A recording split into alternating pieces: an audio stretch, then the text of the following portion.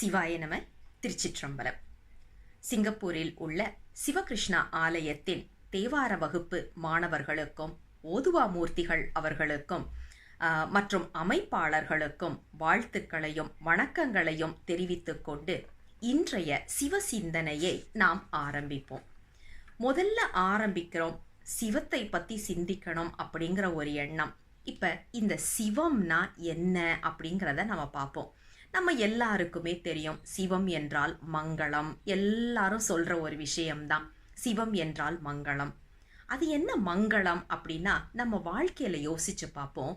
எப்படிப்பட்ட ஒரு சூழலில் நாம் இருந்தாலும் அந்த இடத்துல அந்த நொடி பொழுதுல நம்மை காத்து அருள் செய்யக்கூடியவன் அப்படிங்கிறதுனால தான் சிவம் அப்படிங்கிற ஒரு பெயரை கொடுத்து அந்த பெயருக்கு மங்களம் என்ற பொருளையும் நம் முன்னோர்கள் கொடுத்தார்கள்.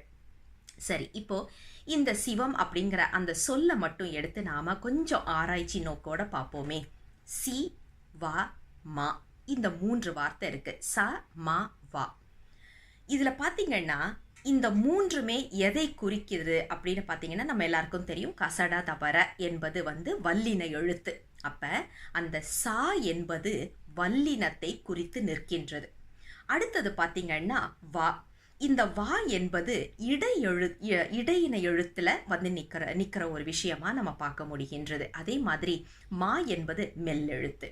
ஆக இந்த வல் மெல் மற்றும் இடையின எழுத்துக்களை கொண்டு நமக்கு சிவம் என்ற ஒரு சொற்றொடரை கொடுத்து நம் முன்னோர்கள் வழிபட்டாங்க.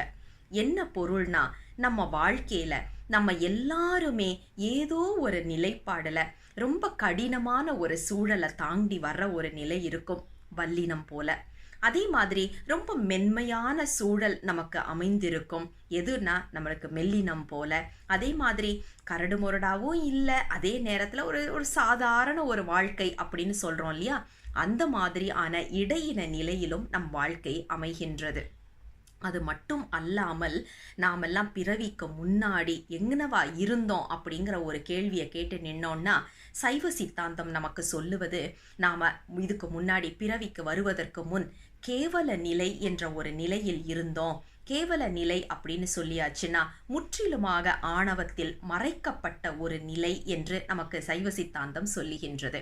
அப்ப அந்த நிலைப்பாட நாம வல்லெழுத்து என்பதன் மூலமாக நாம அதை புரிஞ்சுக்க முடிகின்றது. ஏன்னா என்னன்னே தெரியாத ஒரு கடினமான ஒரு நிலைப்பாடுல இந்த உயிர் இருக்கு. அது மாறி நம்ம எந்த இடத்துக்கு வர்றோம் அப்படின்னா, இடையினம் போல இந்த உடல் எடுத்து என்ன ஒரு உடல் வேணாலும் இருக்கலாம். மனிதனா மட்டும் இல்லை, தாவரம் அல்லது மிருகங்கள், இந்த மாதிரி நீர் வாழ்வன, பறவை, இப்படி எப்படி ஒரு உடல் வேணாலும் எடுத்திருக்கலாம். அது இடையினம் போல. அப்ப நமக்கு வல்லினத்துல இருந்து கடவுள் நம்மளை எங்க கொண்டு வந்தாருன்னா இடையினத்துக்கு கொண்டு வந்தாரு. எதற்காக அப்படின்னா, நம்மை மெல்லெழுத்து என்று சொல்லப்படுவதற்கு உருவகமாக நாம எடுத்துக்கிறது பெருமானுடைய திருவடி. அந்த திருவடியை அடைவதற்காக. ஆக சி வா மா என்று சொல்லப்படுகின்ற 3 எழுத்தும், சிவம் என்று சொல்லப்படுகின்ற எழுத்து நம்ம வாழ்க்கையில நம்மை அடுத்த நிலைக்கு ஏற்றிச் செல்லக்கூடிய ஒரு எழுத்து, ஒரு சொல் என்பதை நாம் நினைவில் கொள்ள வேண்டும்.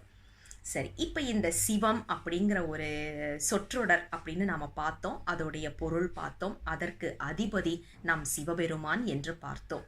இந்த கடவுள் அப்படின்ற சொல்லப்படுகின்ற சிவபெருமானுடைய திருவடியை அடைவதற்கு என்று நமக்கு அருளாளர்கள் கொடுத்து அருள் செய்தது தேவார திருமுறைகள்.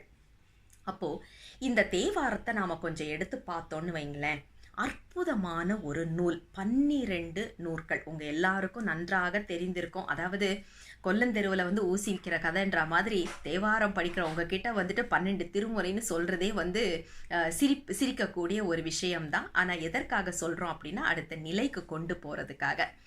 இப்போ பார்த்தீங்கன்னா 12 திருமுறைகள் இருக்கு.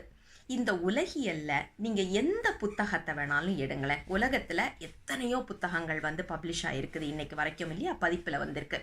அந்த புத்தகங்கள் எதை வேணாலும் எடுங்க, அதை 3 விதத்துல நாம சொல்லிடலாம். ஒன்று, அது பதிய பத்தின குறிப்பா இருக்கும், இல்லைன்னா பசுவை பத்தின குறிப்பா இருக்கும், அல்லது பாசத்தை பத்தின குறிப்பா இருக்கும். ஹவு டு பிகம் ரிச் அப்படின்னு சொல்லிட்டு ஒரு புத்தகம் வரும். அது பார்த்தீங்கன்னா பாசம் பத்தின புத்தகம். குழந்தை வளர்ப்பது எப்படி அப்படின்னு ஒரு புத்தகம் வரும். அது பசுவை பற்றின ஒரு புத்தகம். பெருமானை எப்படி மெடிடேட் பண்ணுறது எப்படி அப்படின்னு உங்களுக்கு வந்து சாமியை பற்றின குறிப்பு உள்ள புத்தகங்கள் இருக்கும். அப்போ இந்த உலகியல்ல எந்த புத்தகத்தை எடுத்தாலும் நாம் அதை பதி அல்லது பாசம் அல்லது பசு என்று நாம் 3 பொருட்களில் நாம் பிரிச்சிட முடியும்.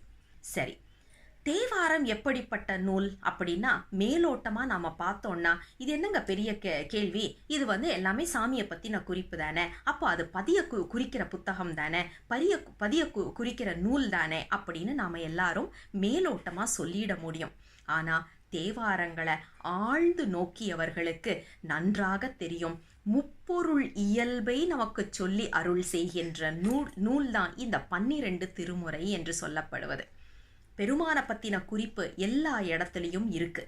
ஏன்னா இது பெருமானை வருணித்து போற்றி துதித்து முறையிட்டு சொன்ன ஒரு பாடல், அவனுக்கு மாலையாக அணிவித்த பாடல் என்பதனால இதுல வந்து பதி பத்தின குறிப்பு எல்லா இடத்துலையும் பார்க்குறோம்.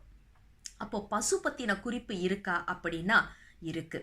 நெஞ்சாற்று படை என்று சொல்லி நமக்கு நம்பி ஆரூரரில் இருந்து, காழிப்பிள்ளையாரில் இருந்து, அப்பர் பெருமானில் இருந்து அனைவரும் அருளி செய்திருக்கின்றார்கள். அதாவது இந்த நெஞ்சுக்கு உபதேசம் சொல்லுவது போல, நீ வந்து இந்த மாதிரி சிக்கல்ல மாட்டிக்காம இருக்கணும்னா பெருமானுடைய திருவடியை பிடிச்சுக்கோ அப்படின்னு சொல்லி உயிருக்கு உபதேசம் சொல்லுவது போல நமக்கு நிறைய பாடல்களை அருளி செய்திருக்கிறதா பார்க்குறோம்.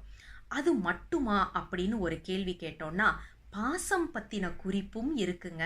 இன்னைக்கும் பார்த்தீங்கன்னா பணம் வேணும் அப்படின்னா என்ன பண்ணுறோம், உடனே இடறினும் தளரினும் எடுத்து வச்சு உட்காந்து படிச்சுட்டு இருக்கோம். பொன்னும் மெய்ப்பொருளும் தருவானை எடுத்து வச்சு படிச்சுட்டு இருக்கிறோம். படித்த அடுத்த வினாடி நமக்கு பணம் வர்றதையும் நாம் பார்க்குறோம். அப்போ பாசம் சம்பந்தப்பட்ட விஷயங்களும் நமக்கு திருமுறைகளில் இருக்கு அப்படின்னு சொன்னால் அது கண்டிப்பாக மிகை ஆகாது இல்லையா? யோசிச்சு பாருங்க. பதி, பசு, பாசம் என்று சொல்லப்படுகின்ற 3 விஷயங்களையும் நமக்கு எடுத்து சொல்லுகின்ற நூல்தான் திருமுறைகள்.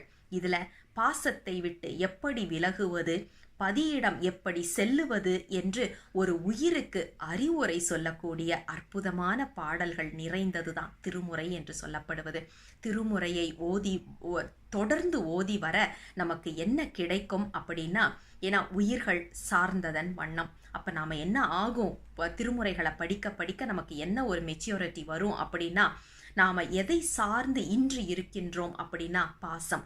அந்த சார்பு நம்மை விட்டு கொஞ்சம் கொஞ்சமாக விலகி நாம் பெருமானின் திருவடியை அடைவதற்கு, பற்றுக்கோடாக அவனது திருவடியை பிடிப்பதற்கு மிகவும் உறுதுணையாக இருக்கக்கூடிய கோல் என்று சொன்னால் அது மிகையாகாது. யோசிச்சு பாருங்க, நமக்கு இன்னைக்கு திருமுறையில ஏதோ ஒரு விண்ணப்பத்தை வச்சு இது வேணும் அப்படின்னு சொல்லிட்டு உட்காந்து நாம் படித்தோம் அப்படின்னா கண்டிப்பாக அது நிறைவேறுவதை பார்க்கின்றோம்.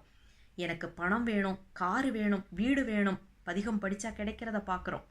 குழந்தை வேணும், நல்ல கணவன் வேணும், நல்ல மனைவி வேணும், பதிகம் படித்தா பார்க்குறோம் அது கிடைக்கிறத. கண்காட்டும் நுதலானைலாம் எத்தனை அற்புதமான பதிகங்கள், இறந்து போனவர்களை மீட்டெடுக்கக்கூடிய அளவுக்கு சக்தி வாய்ந்த பதிகங்கள் இல்லையா? அப்போது அந்த பாசம் சம்பந்தப்பட்டவும் பசு சம்பந்தப்பட்ட விஷயங்களையும் வைத்து அதே நேரத்தில் உண்மையான மெய்ப்பொருள் மங்களம் என்று சொல்லி அந்த மங்களத்தை நாமும் அடைய முடியும், அடைய வேண்டும் என்பதற்கு ஊன்றுகோலாக அடுத்த நிலைக்கு நம்மை எடுத்து சொல்லும் தோணியாக அமைத்து கொடுத்து அருள் செய்ததுதான் 12 திருமுறைகள். 12 திருமுறைகளையும் ஓதி அடுத்த நிலைப்பாட்டுக்கு செல்ல வேண்டும் என்ற விண்ணப்பத்தை பெருமானின் திருவடிகளுக்கு வைத்து இந்த அறிமுக உரையை நிறைவுக்கு கொண்டு வருகின்றோம். தென்னாடுடைய சிவனே போற்றி, எந்நாட்டவர்க்கும் இறைவா போற்றி, அண்ணாமலையம் அண்ணா போற்றி, கண்ணாரமுத கடலே போற்றி. சிவசிவ திருச்சிற்றம்பலம்.